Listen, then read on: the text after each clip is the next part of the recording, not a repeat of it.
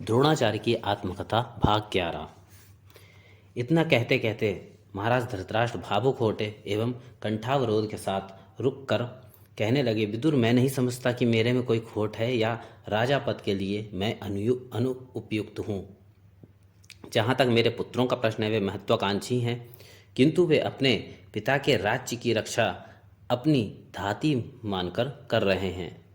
इसमें भी किसी तरह की मर्यादा का अतिक्रमण वे नहीं कर रहे हैं। हाँ, एक गंभीर अपराध उनके हाथों अवश्य हुआ है, जिसके लिए उन्हें क्षमा कर पाना मुझ नेत्रहीन द्वारा भी संभव नहीं है। इस घटना के पूर्व मैं अकेला नेत्रहीन था, किंतु तकनीकी दृष्टि से मेरे सहस्रों नेत्र थे, जिनके आधार पर मैं गुण अवगुण का निश्चय कर लेता था। उस दिन पुत्र वधू के अपमान के समय पहली बार मुझे अपने नेत्रहीन होने के साथ ही यह बोध हुआ कि ये राज दरबार भी नेत्रहीन है, जिसने सब कुछ चुपचाप मौन रहकर सहन कर लिया। विदुर, उसी दिन से मेरा मन अनेक प्रकार की अकल्पित घटनाओं का पूर्वानुमान पाकर शिहर उठता है। मुझे लगने लगता है कि विनाश के बीज तो उस दिन बो दिए गए हैं। साम्राज्य की जिस कार्यकारिणी परिषद पर साम्राज्य के जन जन की रक्षा का दायित्व है, वहीं दुर्दांत पाशविक कर्मों में संलग्न हो गई है। उसी दिन से मुझे अपनी जन्मांधता पर तरस आने लगता है। मैं सोचने लगता हूँ कि काश हम अंधे ना होते, काश हम अंधे ना होते। इतना कहते कहते वे बच्चों की भांति बिलख उठे। महात्मा विदुर ने उनके पास जाकर उन्हें शांत किया एवं कहने लगे, भैया, आपके प्रश्नों का उत्तर देने योग्य सामर्थ्य मेरे पास नहीं है, ना ही है समय तर्क कुतर्क के जाल में उलझने का है। कौन नीतिज्ञ है और कौन कुपथगामी, यह निर्धारण आगामी समय करेगा। जहाँ तक भावुक होकर अपनी निष्पक्षता प्रतिपादित करने की बात है, इसका अब कोई अर्थ और प्रयोजन नहीं है। अपने दरबार में बैठकर अपने द्वारा स्वयं को निष्पक्ष निर्दोष ही नहीं, चाहो तो सर्वगुण संपन्न सिद्ध कर सकते हो।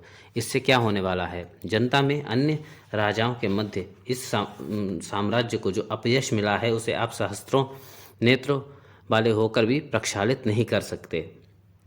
आपके तर्कों के विपरीत नीति वचनों का कोई अर्थ नहीं है। आपको स्मरण होगा कि उस द्यूत की क्रीड़ा के आयोजन के समय ही मैंने इस कृत्य का विरोध किया था, किंतु आपकी मौन सहमति के कारण सब कुछ निरापद हो चलता रहा। जो राजा नैतिक नियमों एवं विधि व्यवस्था द्वारा अनुशासित न होकर पृथक सत्ता केंद्रों द्वारा अनुशासित होता है, प्रतिकूल परिस्थिति में वही विधानेतर संस्थान उसके पतन का कारण बनते हैं। भैया, आप अच्छी तरह जानते हैं कि मुझे सत्ता का या शासन से सुख सुविधा पाने का कभी लोभ नहीं रहा है, ना ही मुझसे कभी भी अनजान अनजान में इस साम्राज्य के हितों के विपरीत आचरण हुआ है। इसके उपरांत भी आप द्वारा समय समय पर मेरे परामर्श की उपेक्षा किए जाने के पीछे क्या कारण हो सकता है? स्पष्ट है कि आप राजकुमारों के संकेतों के अनुसार चलने लगे हैं। यद्यपि एक पिता के रूप में उनके हितों की रक्षा के प्रति सतर्क होना किसी दशा में अनुचित नहीं कहा जा सकता, किंतु साम्राज्य के गंभीर राजनीतिक निर्णयों में उनका हस्तक्षेप किस प्रकार उचित कहा जा सकता है? स्थिति इतनी बिगड़ गई है कि अब वास्तविक सत्ता दुर्योधन के हाथों में जा चुकी है। महात्मा विदुर के उपरोक्त कथन पर धृतराष्ट्र मौन साध गए। इसी बीच देवव्रत भीष्म के दरबार में आने की घोषणा हुई। महाराज धृतराष्ट्र को छोड़कर सारे सभासद अपने आसन से उठकर खड़े हो गए। भीष्म ने आसन ग्रहण करते ही मुझे संबोधित करते हुए कहा, आचार्य, आप कुशल से तो हैं? मैंने स्वीकृति सूचक संकेत दिए एवं कहा, आपके संरक्षण में इस राज्य का प्रत्येक व्यक्ति अपने को सुरक्षित एवं संपूर्ण साम्राज्य अपने को निरापद समझता है। उनके रहते मेरा अनिष्ट किस प्रकार संभव है? मेरे द्वारा भीष्म की प्रशंसा में कहे गए शब्दों का आशय दुर्योधन भली भांति समझ गया, क्योंकि कुछ दिनों पूर्व उसकी द्वारा चली गई चाल की प्रतिक्रिया स्वरूप मैंने भीष्म के प्रति अपनी निष्ठा को सार्वजनिक करना आवश्यक समझा था। कदाचित भीष्म ने भी उपरोक्त तथ्य को ध्यान में रखकर ही मुझे संबोधित करना आवश्यक समझा हो। अस्तु, जो भी हो, किंतु मेरे उपरोक्त वार्तालाप से दुर्योधन यह जान गया कि पितामह और मुझ पर उसके शक्ति केंद्र का कोई प्रभाव नहीं है। इसी बीच दुर्योधन अपने साथियों के साथ उठकर बिना किसी प्रतिवाद किए चला गया। विदुर भी जाने के लिए उठ खड़े हुए, किंतु भीष्म के संकेत पर पुनः बैठ गए। भीष्म ने विदुर से पूछा, तुम्हें पांडवों की ओर से क्या संभावनाएं प्रतीत होती हैं? विदुर कहने लगे, मैंने अभी विस्तार से महाराज को वहाँ की सारी स्थिति से अवगत करा दिया है। जहाँ तक संभावनाओं का प्रश्न है तात, आपसे श्रेष्ठ रीति से इस बात को कौन समझ सकता है।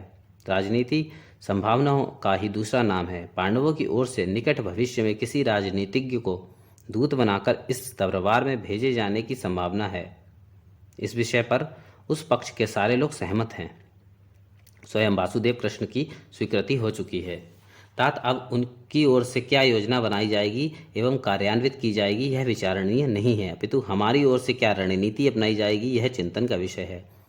भीष्म ने कहा, विदुर तुम्हारी बात ठीक है, हमें अभी से यह सोच लेना चाहिए कि उनके द्वारा अपना राज्याधिकार वापस किए जाने का पक्ष प्रस्तुत किए जाने पर हमारी नीति क्या हुई। भीष्म के ऐसा कहते ही धृतराष्ट्र ने उत्तर दिया, तात अभी वहां से दूत आने की घोषणा भी नहीं हुई है। यह भी निर्धारित नहीं है कि उनके द्वारा किन किन मांगों को सम्मिलित किया गया है। अतः अभी तक दूत भेजे जाने की बात अनुमान पर आधारित है। अतः काल्पनिक प्रश्नों पर विचार किया जाना किस प्रकार उचित हो सकता है। मेरी राय में यथा समय निर्णय लेना ही उचित होगा। धृतराष्ट्र की यह बात सुनकर पितामह भीष्म विदुर एवं मेरी ओर देखकर कुछ सोचने लगे।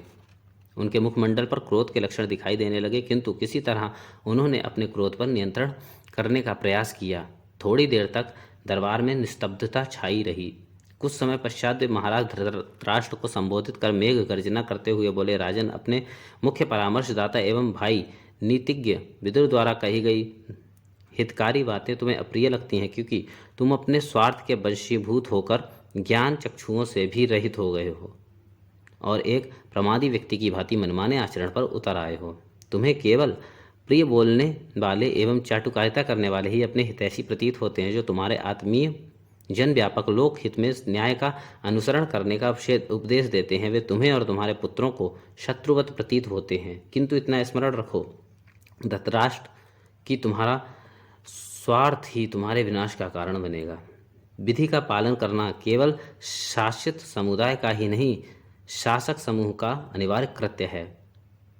जो शासक अपने ही बनाए नियमों की अवहेलना स्वयं करता है या संज्ञान में आए विधि विरुद्ध कृत्य की उपेक्षा करता है, वह निश्चय ही अराजकता के लिए उत्तरदायी होता है। तुम अपने कर्तव्य पालन से नेत्रहीनता का बहाना खोजकर बच नहीं सकते, क्योंकि राजा के वास्तविक नेतृत्व तो उसका समग्र प्रशासनिक तंत्र होता है। यदि तुम स्वार्थ के लिए विधि की एवं न्याय की समग्र प्रक्रिया को बाधित करते हो तो प्रकारांतर से अन्य जनों को भी इसके लिए प्रोत्साहित करने के लिए उत्तरदायी हो, क्योंकि श्रेष्ठ जन या उच्च पदस्थ जन जैसा आचरण करते हैं वैसा ही अन्य लोग भी अनुसरण करते हैं। अभी विदुर द्वारा सुझाया गया उपाय तुम्हारे द्वारा निरस्त कर दिया गया। इससे स्पष्ट होता है कि तुम स्वयं युद्ध को आमंत्रित करना चाहते हो। यदि किसी को न्यायपूर्ण अधिकार विधिक उपायों से प्राप्त होने में असमर्थता प्रतीत होती है तो वह अन्य उपायों पर विचार करने को बाध्य हो जाता है। जब जब सत्ताधीश सत्ता के मद में विक्षिप्तों की भांति आचरण करने लगते हैं एवं जनहित की उपेक्षा करके आत्महित में संलग्न होने लगते हैं, तब तब सत्ता के समानांतर शक्ति जनता के मध्य से आविर्भूत हो जाती है, जो शनैः शनैः पीड़ाओं के थपेड़े सहकर अंततः उसकी सर्वोच्चता को धूल धूसरित कर देती है। धृतराष्ट्र तुम्हें भले ही दिखाई न दे रहा हो, किंतु यह सब मैं प्रत्यक्ष विगत कई वर्षों से देख रहा हूँ। तुमने अपनी संवेदना शून्यता से ही पांडवों को अपना शत्रु बनाया। प्रत्येक संकट के समय तुमने उनके प्रति सहानुभूति दिखाने के स्थान पर मन ही मन प्रसन्नता अभिव्यक्ति की है। अभी भी मनुष्यता को विनाश से बचाने का एक अवसर तुम्हें उपलब्ध हो रहा है। यदि इस अवसर का उपयोग स्वार्थ रहित होकर तुम कर सकते हो तो निश्चय ही तुम मानवता के रक्षक बन जाओगे। इसके लिए तुम्हें न्याय के मार्ग का अनुसरण करना होगा। पांडवों की ओर से संधि करने के प्रस्ताव प्रेषित करने का अर्थ यह कदापि नहीं है कि उनमें शक्ति का अभाव है।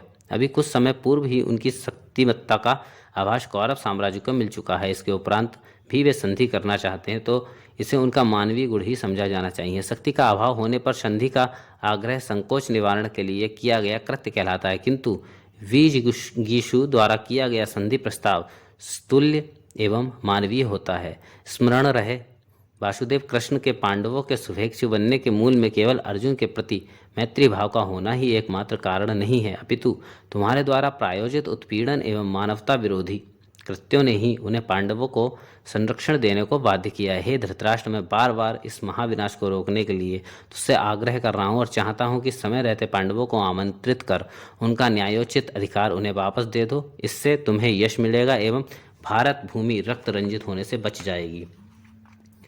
भीष्म के उपरोक्त वक्तव्य को धृतराष्ट्र मौन होकर सुनते रहे। तत्पश्चात अपनी नेत्रहीनता का समुचित लाभ उठाते हुए शील संकोच रहित होकर कहने लगे, तात, व्यर्थ दुखी होने से कोई लाभ नहीं है।